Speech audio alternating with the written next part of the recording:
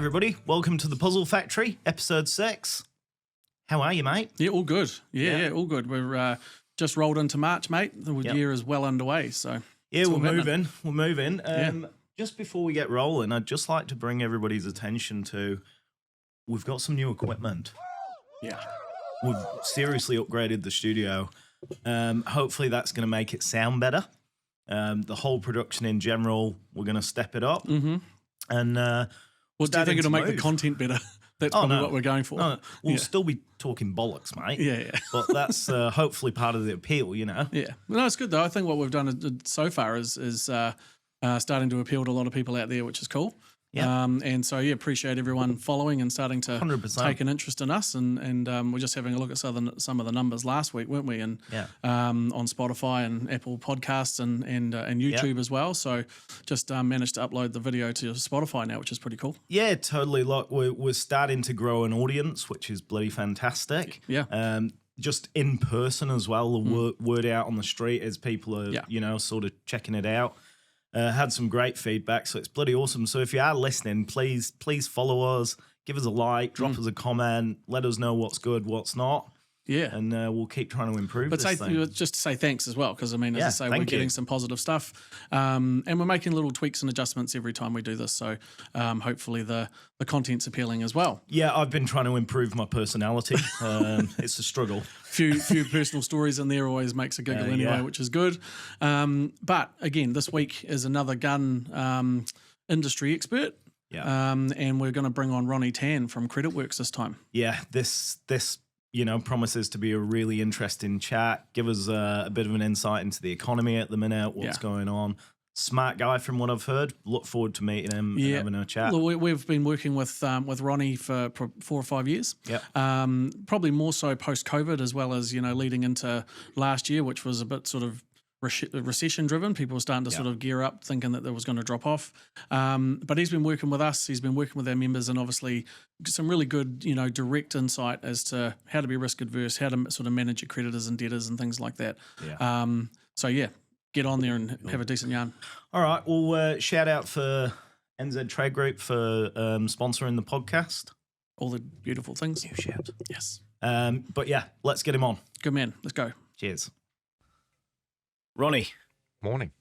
Welcome to the podcast, mate. Thank you, Alex. Thank nice you very much for coming on. Yeah, well, you're actually the first guest that I've not met before. Oh, really? Yes. Oh, wow. I'm honoured. Yeah. I'm very honoured. This, Thank you for the opportunity. Hey, no worries at all. Yeah. This is an interesting one for us. So, let's get the boring stuff out of the way. Mm-hmm. Tell us a bit about yourself. What do you do? Well, I started a business called Creditworks many years ago. I think it's over 20-odd years ago now. Yeah. And we morphed into a credit reporting agency about 23 years ago, 24 years ago. Okay. The purpose of that was basically as a credit risk manager, to access information to understand the risk of the potential client is very, very difficult. So therefore, you were basically lending money based on, spit and a handshake. That's right, exactly. So it wasn't ideal, and there was no transparency. Yeah. So we started this reporting agency through an association with Building Industry Federation. They call us up, and through them we got all the building merchants to join our system. And today we host close to 600 companies sharing data with us. Okay. We host 4.2 million records, and we're in 30 industries. A lot of the industries in the construction industry, our coverage is actually very high. Yeah. Minimum is 85%. Electrical industry, for example, we host about 100% of all the building electrical merchant that share data with us. So we got visibility on all those subcontractors and how they pay their bills. Yep. So if you're a supplier, then you know exactly how they perform and what the risks are. And also if you are a commercial company engaging with them, you can actually see if they are kosher or not. As you know, if a subby collapse, for example, halfway through the project, it's going to cost you 3 times more to replace them. So what we have successfully done is actually created an environment, an ecosystem amongst the sector, the industry that we cover, to give them access to information that they don't normally get. And our information, a lot of it is proprietary that they share with us and us only. So it's very exciting times, because what it does mean is that it can lift the industry, can lift the transparency, and also allow people to actually lend more, for example, and also help people grow and things like that. So it's not just about credit risk. It's also, a lot of it is also understanding your customer, know your customer. If you don't know who they are, how can you actually engage with them? You know, it's like, you know, So it's basically an extreme version of due diligence, isn't it, to some extent? That's right. So what I'm getting for you, and what I've sort of garnered that you do, and you seem to be a man on a mission to provide this to the country. You're taking data, through the data, you're providing transparency, and that in turn equals trust. That's right. While people are actually doing business together. So instead of us trying to chase debt at the end, we're getting all the bullshit away at the beginning. 100%. Yeah. And also the other thing, Alex, one of the biggest thrust of what we're trying to achieve is also to protect the end users, which is the consumer, who wants to engage with the tradies, or engage with the supplier, or engage with a construction company to build a house, for example. You know, how often do you hear of construction companies or housing companies getting money and then don't complete the job, and then the owner lose hundreds of thousands of dollars of hard-earned money that they've saved over the years? It's very sad, right? So through a website that we've created called Checkmate, they can actually go and check and find out how good they are or how bad they are, because you know these are all capital expenditure. These are, you know, this is one of probably the biggest expenditure anybody could do in their lifetime. To buy houses, $1 million, $1.5 million, or 800 or 600, doesn't matter how much it is. Absolutely. Is that you need to know that if you're parting with your hard-earned money, you're going to get what you pay for, right? I mean, you talk about financial literacy, right?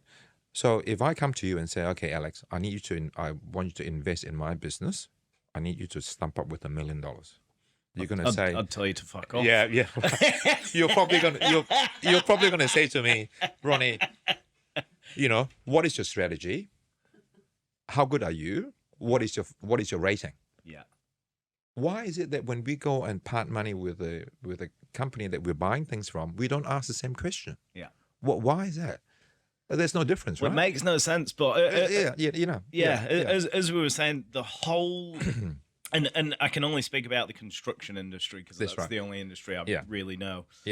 But the whole thing's shrouded in mystery from top to bottom. So the end user feels like the subcontractor or the company they're using is hiding things from them, and it goes all the way up the chain to the top.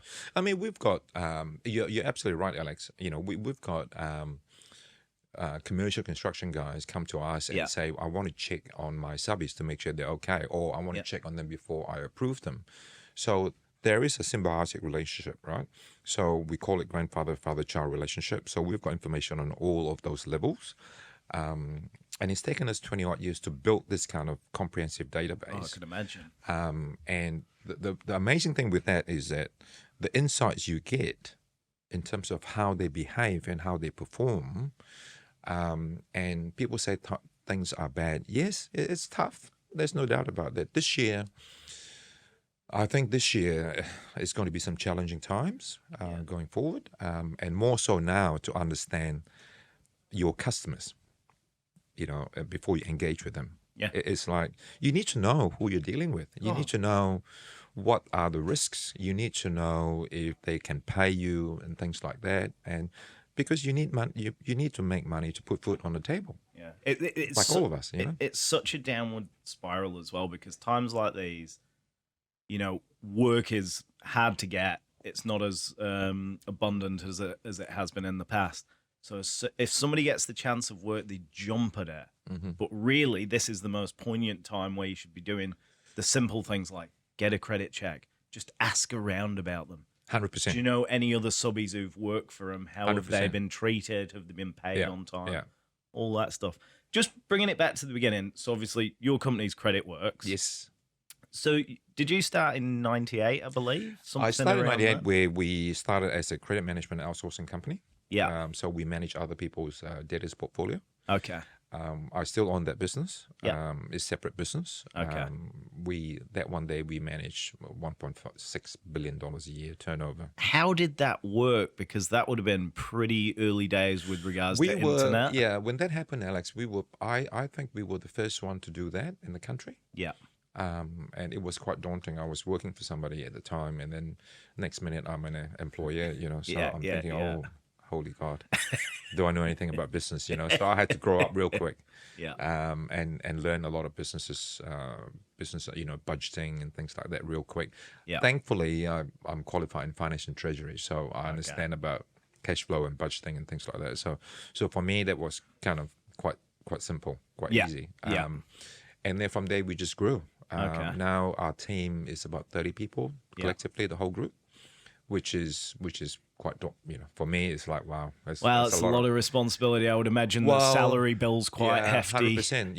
You got 30 families that you're responsible for, so make sure that you continue to pay the salary, make sure that you don't do stupid things to screw up the business, and therefore you got to make people redundant or whatever the case may be. So that's not how I operate. Well, it's not just the financials. I think people see a successful guy like yourself and they just think of the finances, but they don't go, you're a real person. You've got a vested interest 100%. In all those people and the family. And if you're having a bad time in business, you do go to bed and worry about what are these guys going to do if I fuck this up, basically. Or if I don't get the cash, I mean, I went through that. Don't get me wrong, Alex. I don't think any in my journey, there were a couple of years when things were a bit tight. And it's interesting. The old Kiwis saying, tall poppy syndrome and all that stuff. Yeah. But it's interesting when it was tough, and now people look at me and say, "Oh, you're living the life," blah blah blah. And I say, "Well, you didn't see the times when." Christmas period, I was having 2-minute noodles for dinner on my own at home. They only see the now, they don't see the sacrifice. And where I had to, make sure I pay my staff before I pay myself and things like that. So all those things, I've been through all that. Yeah. So I can understand and sympathize and empathize with all those businesses that go through all those issues. Yeah. But at the end of the day, you have to, be resilient and strong. In your mindset, in knowing exactly what you want to achieve. Yeah. If you just meander around in life, then it's not good either. So I think what you're saying really resonates with what a lot of people, particularly our membership and other Sparkies, tradies, whatever, are going through at the minute. Because you said something before that sort of pricked my ears up, and that was the market at the minute is separating the men from the boys. Yes. So it just from your point of view, from a practical sense, what does that mean for these smaller to medium to large businesses? Well, when we look at the data this year in particular, things are the start of this year, things are a bit tight. Yep. Okay. The number of default that we've received has actually gone through the roof, and a lot of it is in the construction sector, unfortunately. Yeah. And also the debt owed to IRD is actually climbing, and they're now starting to enforce non-payment and things like that. So you see a lot of liquidations being enforced by IRD. Yeah. Which is fair enough. These are tax bill that you owe, you got to pay and things like that. But so times like this, a lot of people can one or two choices. They say enough is enough, they walk away, or those who want to stick around. Or the other option is those who just say, "Oh, she'll be right," attitude, right? Which is probably one of the worst attitudes to have, to say she'll be right.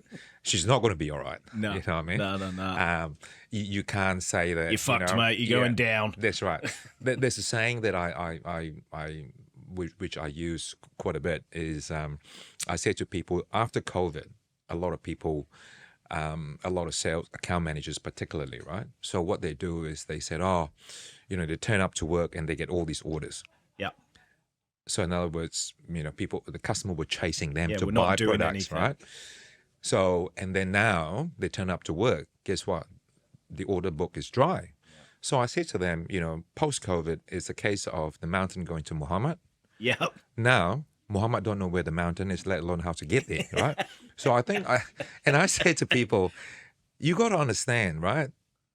the COVID environment is a one-off, is an environment that we probably will never see again, hopefully, touch wood, right? Yeah.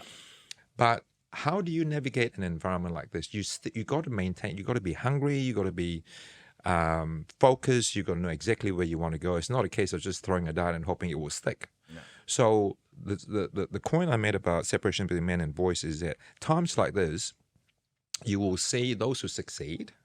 There will still be people who succeed, and there will be plenty of those, and those who just don't succeed.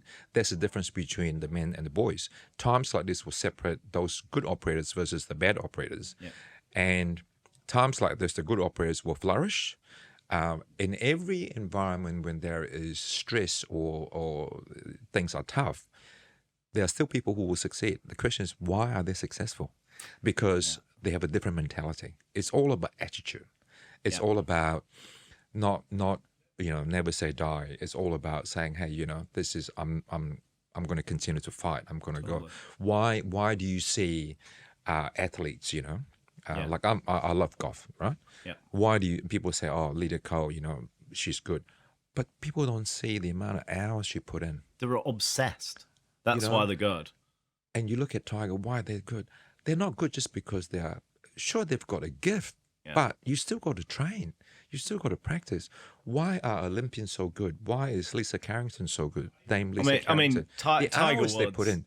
Yeah, exactly. He was always better when he was smashing cocaine. Yeah, in my opinion, really got that laser focus. They were his best games. Yeah. So business is no different. Are you match fit? Yeah. Are you? Is your process in place? Have you got productivity gain? Times like this, you got to look at productivity gain. All the sectors are trying to have improvement, have climb in margins and productivity gain and things like that. Are you looking at that? Are you checking? Are you doing all those things, right? Like in your sector, for example, what are people doing when they sign up a contract? What are they looking for? Yeah. Are they doing a credit check? Are they, I'm sure this is, they're going to use our product, but, whether they use us or not, that's immature. They still need to do a check, right? You need to know. It's know your customers, right? Yeah. And also, are you getting the Construction Contracts Act signed? Is the quote you give, are they signed? Are you doing your progress claims in the correct? That's right. And then, are you monitoring them? Yeah. Because if you got to have retentions and things like that, you're going to make sure that you're going to get paid. Because if your margin is, say, 10%, for example, you're not going to get paid a year later because of retention, right, which is 10%. So all these factors, if you look at it, your cash flow has got to be strong. Cash is king. Yeah.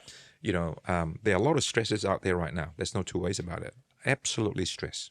I think as well, going back to us trying to demystify things and take all the guesswork out.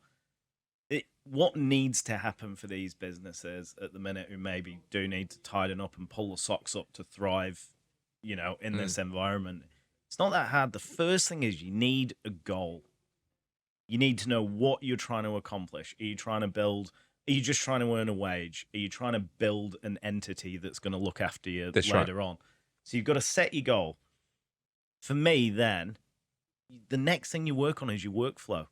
Your incoming work is the next thing, because nothing else matters if you don't have any work coming in. Mm-hmm. And then you just carry on down the chain, right, have you got the staff to do the work? Have you got the systems in place so the work's of a certain quality?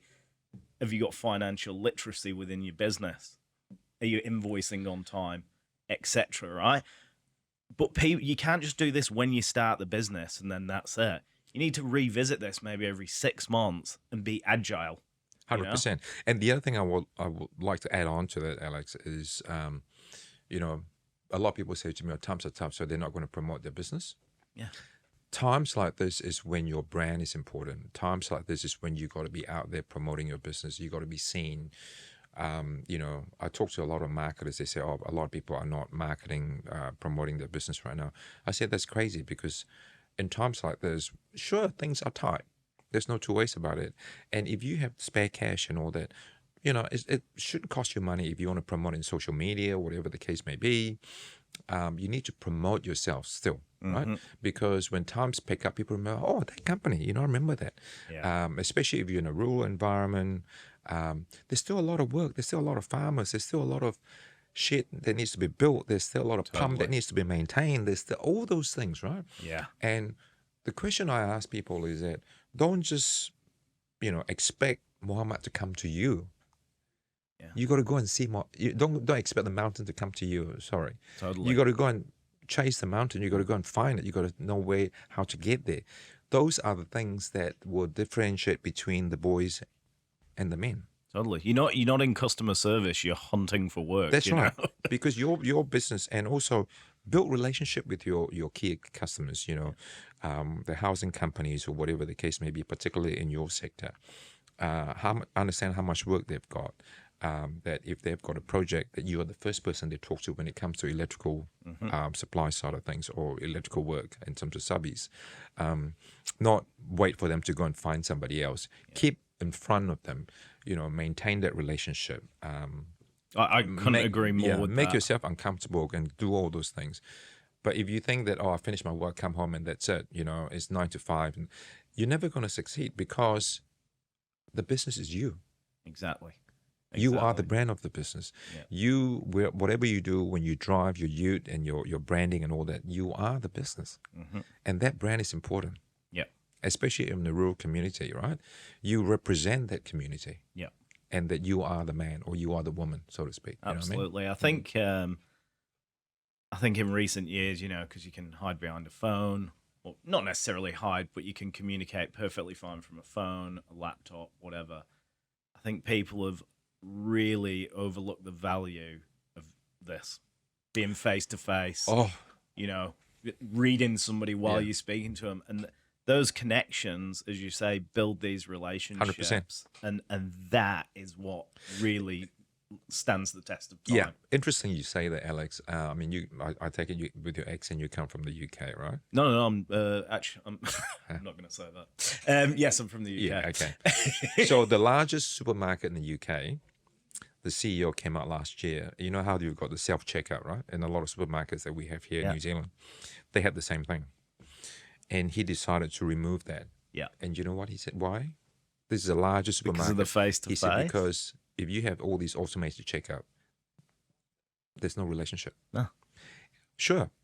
A lot of people you employ in the provinces, like in the UK, or in the Coventry, whatever the case may be. Yeah. The people that work in supermarket also live there. Yeah. The people shop there also live there. Yeah. So you have that relationship, right? Makes a lot of sense. It's just the brand that what you wear, So a lot of people they forget that they think that they've got a website or just go to the website. Don't worry about talking to us. Yeah. That's not the point. Yeah. Because, especially in your side of the business, when somebody call you, make sure you call them back. Yeah. When somebody would say, hey, give me a quote, come and see me, make sure you go and say it. And when you say you're going to do something, promise you do it, Yeah. Because that is where the referral, we get a lot of referral in our business, Alex. In fact, sure, we advertise and things like that. Yeah. But the referral we get is enormous. Yeah. People come to us because they know who we are. Somebody spoke about, the information we provide and things like that. So it is important, those things. And for a supermarket in the UK, there's the largest. That's wild. Isn't that amazing? Who was it? Tesco? No, it's not Tesco. It's I can't remember what it is, but it's wild. Yeah. And then you see all these people doing that here, right? A lot of big businesses, financial services, supermarket, they humanize the relationship. Yeah, it's a great. But I think we've almost got to swing the pendulum too far towards the tech, everything's automated side, and then it'll naturally come back. Exactly like we say with politics or culture. Yeah. Just want to switch it up on you. You've got a really good view on the economic state of New Zealand at the minute. Mm-hmm. We've sort of said there's no unified. It doesn't seem that there's any kind of unified plan to get the economy charging again, bring skilled immigration in, and get us going. If you were in charge, if you were the PM, what would you be doing? There's a lot of things that we need to fix. Tough question, I know. Yeah. For a start, that it's a wish I wouldn't want to have. Yeah, I wouldn't want to be the Prime Minister. Our country, I've lived here I come from Malaysia. Okay. I've been here for 37 years. Yeah. So I'm a Kiwi now. You know. We as a country, we have a lot of things that we need to fix. The lack of strategy, a 10-year plan or 20-year plan in this country, everything we do is very short term. It's reactive. It's reactive. There's no proper planning. Yeah. Okay. There's so many things we need to fix. I see now they're talking about bringing in high net worth individual. Yeah. I mean, to be honest with you, if I am a billionaire, for example, which I'm not, unfortunately, one day. What would be the attractiveness of me investing in New Zealand? You basically For a start, the political climate, the tax regime, you know, there's all these threats, all these changes, all these, you know, like last term Labor just increased the trust tax to 39% without consultation, just bam, done. Yeah. All those things, there's no stability. No. And our education system needs fixing, our health system needs fixing, infrastructure needs fixing. There's so many things that needs fixing. Look, New Zealand is no different to any business. We are competing with every other country to attract capital. Yeah. Right? Yeah. What are we doing to sell ourselves? Well, the clean green New Zealand thing's certainly losing its strength, isn't it? Switzerland is not clean and green. Yeah. It is, right? Exactly. The Nordic countries, you know, what?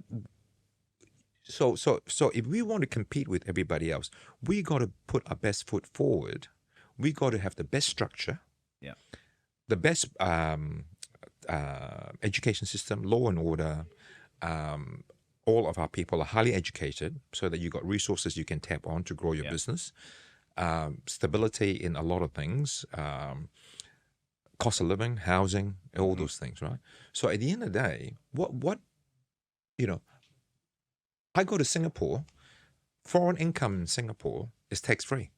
Domestic income is 15%. There's no incentives. So I go to Ireland, it's cheaper. Right. So my question is that why is it that the likes of Apple and all that have a head office in Ireland? Because its tax is cheaper, right? Yeah. So even the US is cheaper than us. In the OECD, the average tax is 20%. We are 28%. Yeah. And yet we're saying, oh, come to us, we are the best. No, we're not. No. Let's accept it. Let's not kid ourselves to think that our shit don't smell. But it's the she'll be right thing as a country. Exactly, right?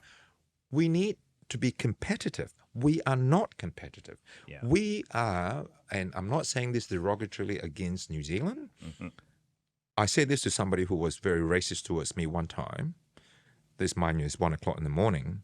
And he said to me some derogatory things, being racist and all that.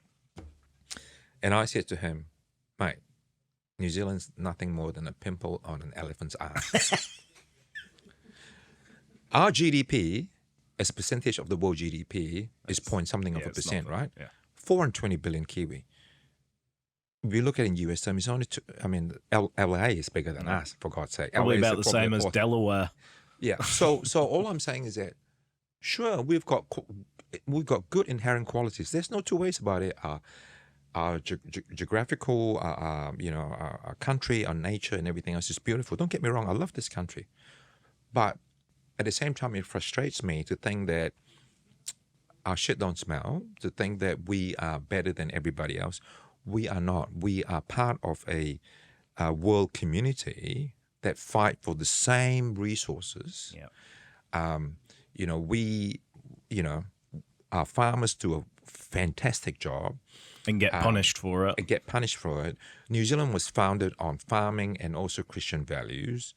There's all those things. And my question is, what is the government, incumbent government or future government, doing to get some bipartisan agreement in economics, educating our youth so that people can come and stay here? If you're young, a 30-something-year-old person, man or woman, I mean, you look at New Zealand, right? You look at Taylor Swift, for example. She wanted to come here, have concert. This is the irony of the whole thing, right? This is how stupid we as a nation is. wanted to go to Eden Park, but Eden Park is only allowed to have X number of concerts. Yeah. But the limit's being used. So everybody pack their bags, go to Australia, spend thousands of dollars, millions and millions of dollars, enrich their country when she could have come here and we could have enriched it ourselves. Yeah. And support the hospitality industry, support the hoteliers and all that. Why didn't we do that? So my question is, what? Do we want to have maintain the same 5.5 million people, maintain the same quietness, but want to have the richness? It doesn't calculate. You know, a lot of people say to me, "Oh, you know, Ronnie, I want us to be successful, but I want it to maintain the way it is in terms of population and all that." I said, "Mate." Yeah, I mean, from my perspective, again, I'm an immigrant. I absolutely love New Zealand. I'd never move away, I don't think. But we've got, you know, one of the most beautiful countries in the world. 100%. Let's put the business out the way. The people here are lovely. You know, like pretty much all my best mates are Kiwis. Same. I've met Likewise. in New Zealand, you know. However, I think we have one major advantage that we're not using.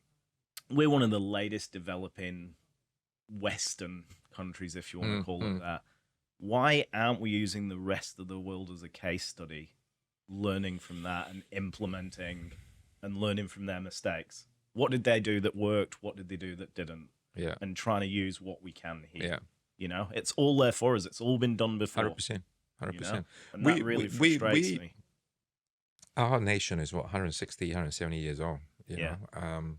It's a baby. Yeah. When you look at we as a nation, the things we could do. I mean, if you look at Hamilton Jet, for example, we are number 8 wire people. You know, we invent things, but that's as far as it goes, right? We don't. You know, I said to somebody the other day, and they said to me, I said, well, what national brand, when you go overseas, what national brand do you see in the supermarket shelves in overseas? New Zealand lamb. What else? Kiwi. Kiwi fruit.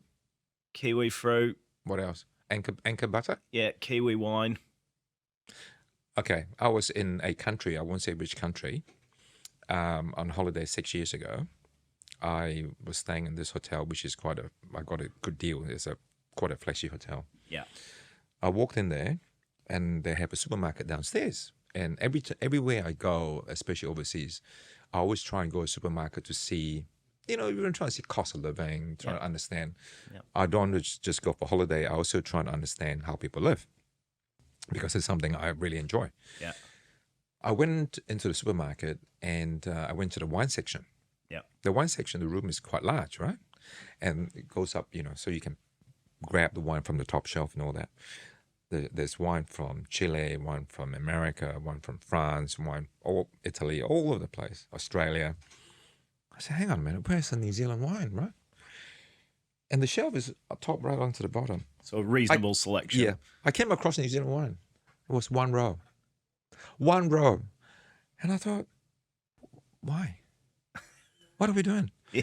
And then when I went back to Malaysia, one time I went back, and I was driving back to my parents' place, and in this bus stop there is a big banner promoting kids to go and study overseas. Yeah.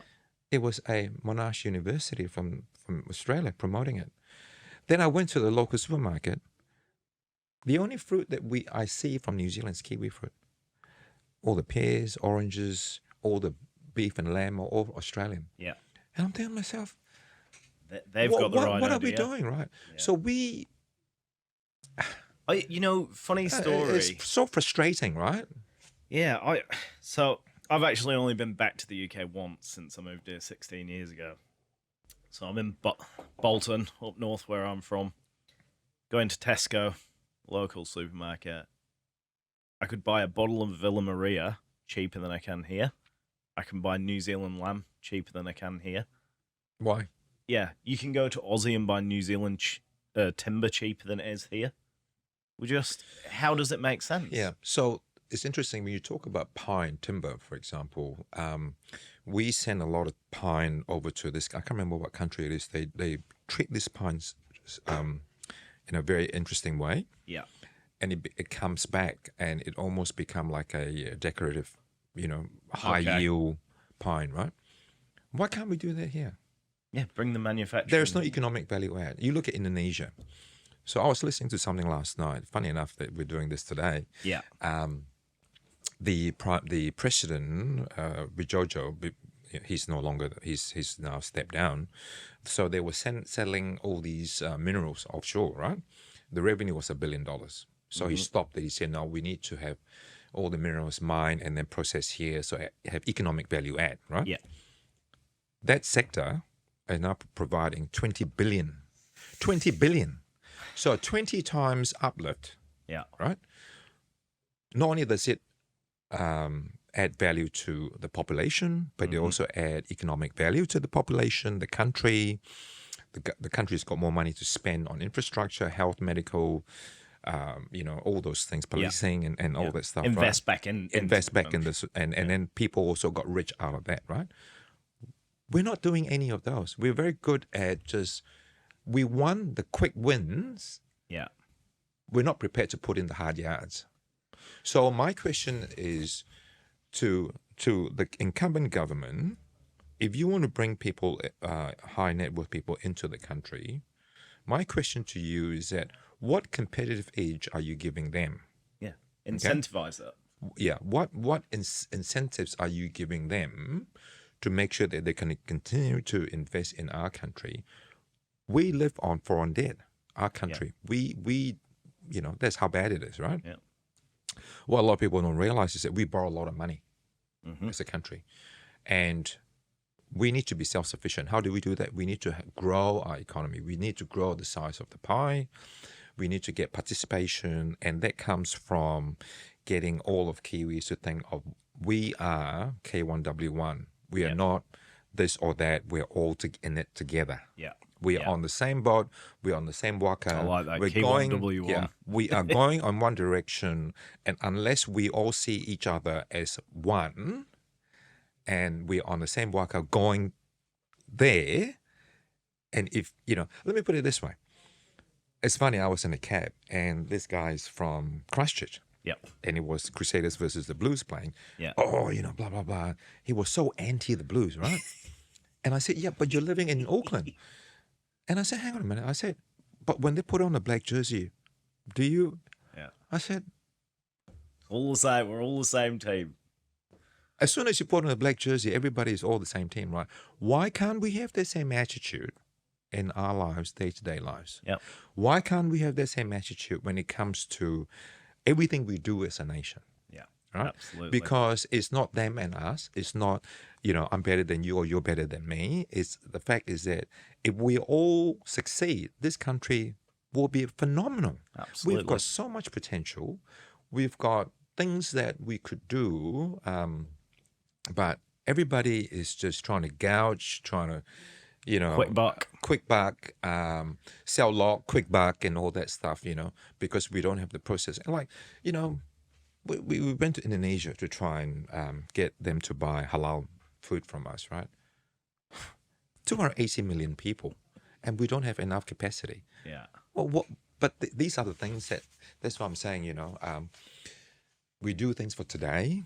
There's no forward planning. There's no future planning. There's no forward thinking about where this country is. What is this country going to look like in 20 years' time, Alex? I don't know if you've got kids or not. What is your kids going to... I don't, but they're on the cards, so it is something to think about. Yeah. What kind of life will your kids and your kids' kids, your grandchildren have going forward? What is New Zealand going to look like? Is it going to be a unified New Zealand? Are we going to be seen as one country, one nation? Or are we going to be seen as all these separations? Yeah. We need to sort that out, right? And we need to be progressive. One of the things I find being here after 37 years, the two things that come to mind about Kiwi is that we're non-aspirational and we're very passive. Yep. Okay? We need to not only be heard, we need to actually take action. We need to walk the talk. Yeah. Yeah, we need to be go-getters, you know what I mean?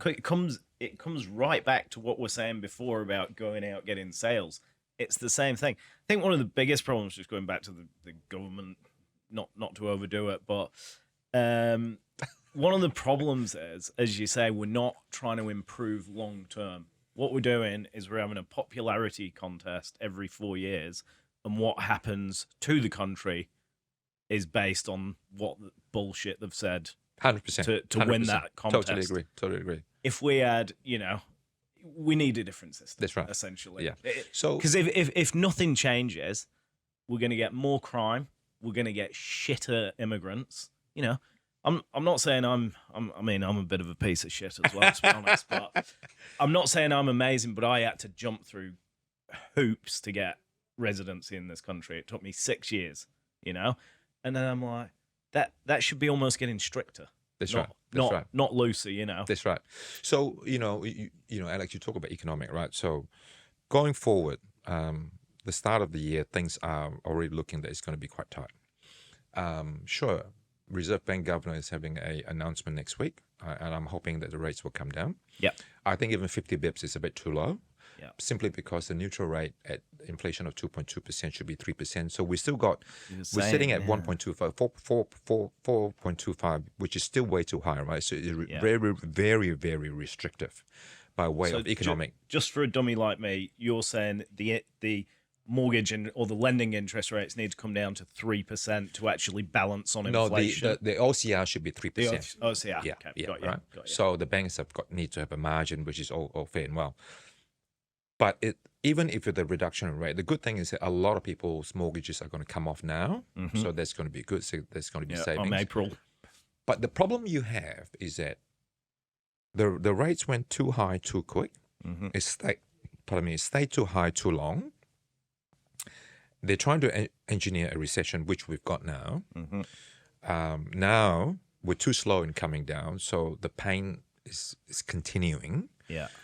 Now, the issue we're going to have going forward is that a lot of people who are struggling today, the interest rate reduction is not going to change anything. No. Okay? Damage is done. Secondly, unemployment is 5.1%. Is it 5.1 or is it higher? I don't know. Yeah. But this is what this government comes out and say that's what it is. So job security is not there. Confidence in job is not there. Despite the interest, and then worst of all is a lot of people are leaving New Zealand. Yeah, Australia is really... And the young ones are leaving New Zealand, right? So is it going to be in a situation whereby the last one that leave, please turn the lights out? I hope that's not going to be the case. Yeah. I'm just being flippant when I say that. So the factors that are affecting us right now is the unemployment rate, the job security, and migration. Yeah. Kiwis, New Zealand's prosperity has always hinges on migration. 50% of all migrants that leave the country goes to Australia. The rest all go further afield, right? But what do we need to do? That's the first thing we need to consider is what do we need to do to stop them leaving? And yet we're trying to get others to come in. Yeah. This is what I find really ironic, right, Alex, is that we can't even keep what we've got here, and yet we're trying to entice people to come in when... Why are these people leaving in the first place? Well, as we've said, we're both immigrants ourselves. Yes. To me, like, every time I go to Australia, I get there on the second day, I'm looking at real estate because I'm like, financially, why the hell do I live in New Zealand? And then you come home, you can swim in the ocean, it's beautiful. Weather's warmer. But I think the biggest driver to Aussie is obviously economical. It's what they can earn and what they can buy with that money, you know what I mean? So something is going to have to give. I think you're what we were talking about before. You're almost talking about reforming the industry with this transparency. Yes, yeah.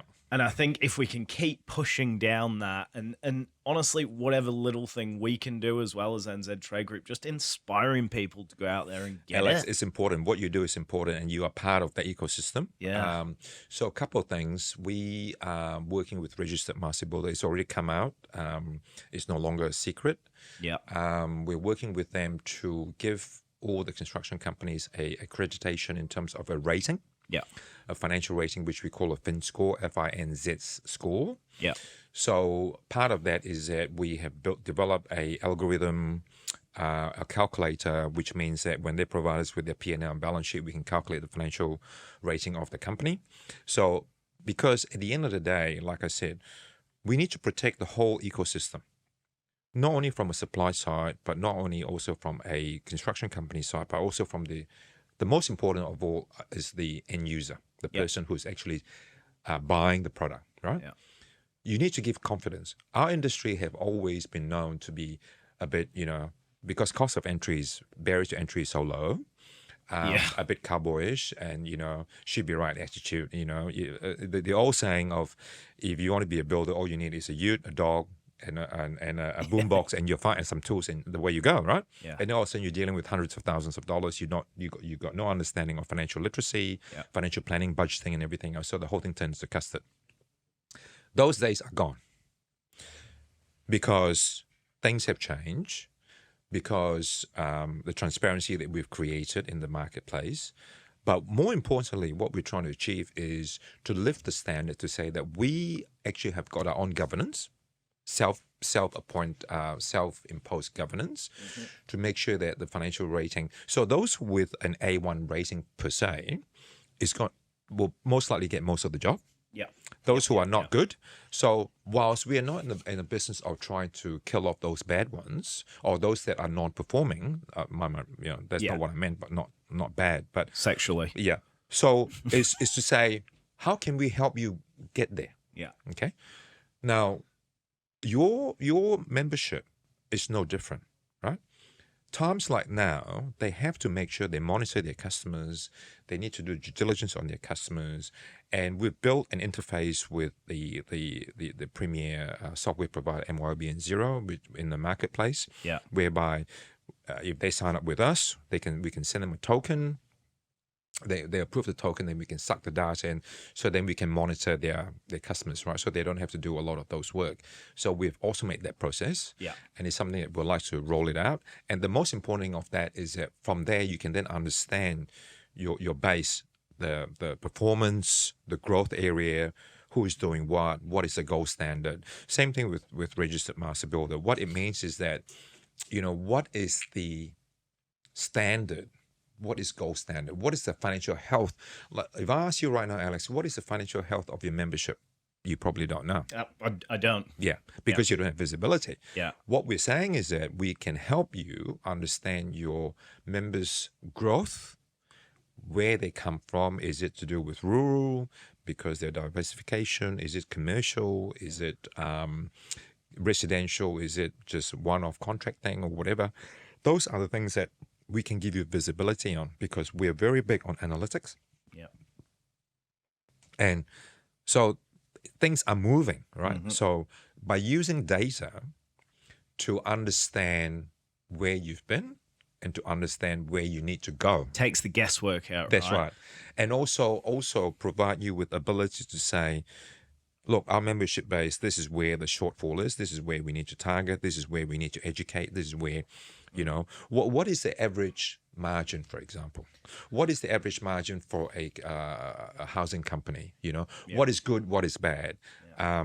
So all those things. We don't have that data. Exactly. That's right. So from this registered master builder was very bold.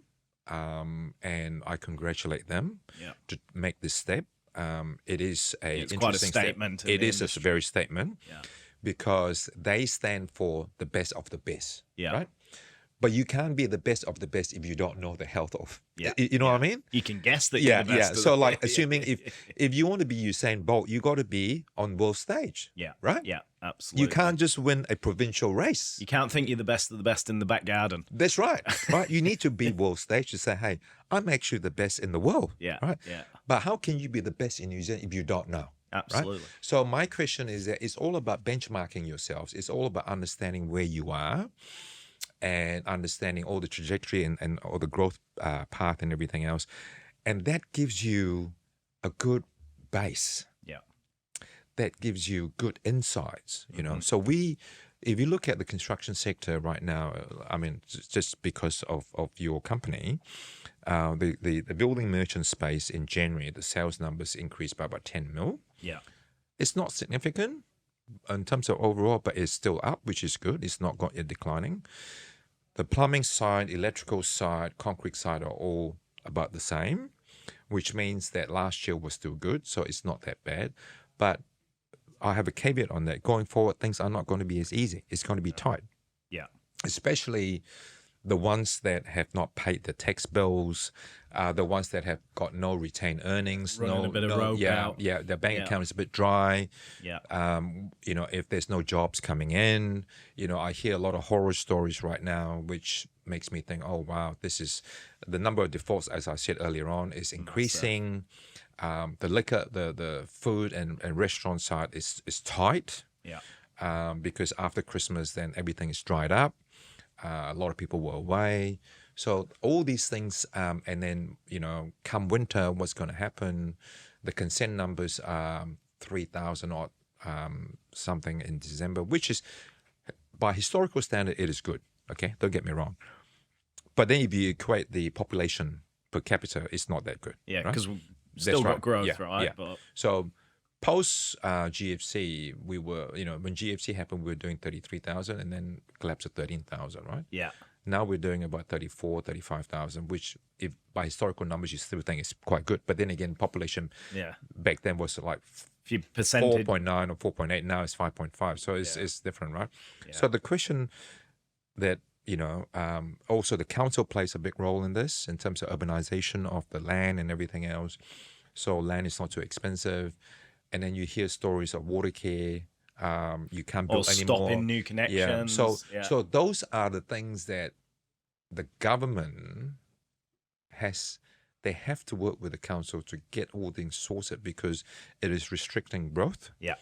I see the fast track. The government has just come up with a fast track, all the deals that's being approved. There's 129 of them. One of them I saw, they're looking at building 4,500 to 5,000 residential houses, which is significant. Yeah. So that's good. There's still a lot of activity coming. There's a lot of mining stuff in there. There's a lot of infrastructure stuff in there. They're building a lot of highways. But mining is interesting because they're trying to reinstate all those things that was banned. Yeah, it was all, yeah. So I think the government is trying to channel resources, financial resources, to areas that is going to have economic growth, Okay. which is great. Yeah. But there's still a lot of things that we need to do if you want to. So for your members' bases, now that we've got this connection with MYBN Zero, there's another thing that we will have to talk about at some stage later. Yeah. To get them to come on board so that we can give them visibility, so that they can understand their customers. Yeah. Because all of their customers, particularly in the construction sector, which most of them will be, Yeah. we've got data on. Yeah. Because in the buildings merchant space, we hold 99% of the data in the country. Yeah. So every single piece of timber sold, we know where it's going, right? Yeah. And electrical component, we hold 100%, so we know every single switch where it goes. All the yeah. information. So, but what it does is that now we're trying to say, hey, look, we want to share that intelligence with you. So to make it tangible for listeners and our members, so what you're providing, again, is access to this information, but it's a two-way street. They're providing information 100%. and they're getting information. So if they're interested and they do want to work with you, how do they go about that? Just go to our website, creditworks.co.nz. There is a link there that says they can come and talk to us. Yeah. Send us an inquiry. We're happy to talk to them. Yeah. We're getting a ton of those at the moment. Cool. We are growing like there's no tomorrow. Yeah. To say that we hold close to 600 companies' ATB data. These are all big, all sizes. Yeah. Is incredible. And to say that we host 4.2 million data records. Our database represents 24% of the domestic GDP. Okay. That's how serious Okay. it is. Yeah. And I don't want to throw you under the bus there, but I believe you said that we can do fees free for members. Is that? That's right. Yeah. It's all on I transaction. never said that. Yeah. It's all on transaction. Yeah. We're happy to do that. Because at the end of the day, Alex, look, my success is your success. Yeah. Rising tide. That's right. Yeah. We both need to be successful. Yeah. And you remember when I said to you, there's this saying that I use quite a bit about now's the time where separate the men from the boys. Yeah. It is like everybody have been singing Kumbaya post-COVID, right? Making so much money. And then when the tide goes up, what? Yeah. All of them are caught with pants down. Yeah, absolutely. There is no strategy. Yeah. My question is that, what is your strategy? You have to have a strategy. You got to have a goal to start with, and then you can't say you want to be the best golfer and just turn up and you think you're the best golfer. It's not going to happen. You know, you got to put the hard yards in. You got to know, hey, my chipping is shit or my putting is shit. I need to learn. I need to get advice. I need to get help. No different. Business is no different. It's like you want to be the best rooter in New Zealand and you just sit in bed wanking all day. Yeah. It's never going to bloody work, no, is it, exactly. You're just a wanker. Yeah, exactly. So, you know, it's there's a lot. We have a lot to do. Yeah. The country's got a lot that we need to do. I mean, you know, look at our aquaculture, for example, right? Yeah. New Zealand's seafood, because we're surrounded by sea. Deep sea fish, cold water deep sea fish is the best eating fish you can find. Yep. It's sweet, the flesh is firm, you know, like a cod. It's beautiful. Yep. Right? There's so much going for us. We just need to identify and we utilize. just need to come Got to together. get aggressive, Yeah, we need to come together as a country and say, look, guys, you know, we can do this. We definitely... Well, why do we keep... Yeah, anyway, I can go on for hours on this thing. Well, look, I'll tell you what, we've thrown a shitload at them today. 100%. There's some bloody gems in there. Yeah. Great talking to you, but let's do it again. 100%. Love to. We're here. We love to help.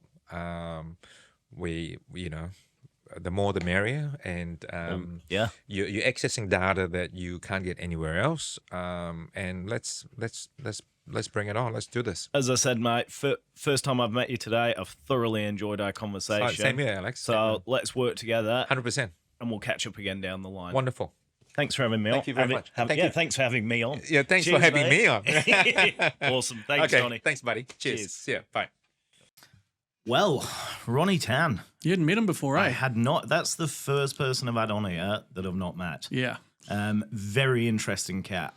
I think a lot of people didn't know his story. You know, I know he's very knowledgeable about the numbers and all of that because he's so connected across the industry. But pretty cool tale coming from overseas to set up camp and build a bit of an empire here in New Zealand. Really, because I was sort of asking him about what was it like trying to collate all this business information, sort of early days of the internet, you know, back in the late 90s and stuff. And he's like, very difficult. Yeah, for sure. Because everyone doesn't want to share. Financial information is it's really personal to some people, and it really gives people mass anxiety. So I think the fact that there's power in the numbers, and I think if you share the numbers and kind of know what you're doing in forecasting and actually understand what the market's doing, it just gives you better insights to make better decisions. Totally. Look, he's also done us a massive solid. So he said, if you're a member of NZ Trade Group, you can sign up and work with Creditworks for no fees. Yeah, it's pretty awesome. So take him up, get in touch. I'll put all the contact details and everything on the show notes. Yeah.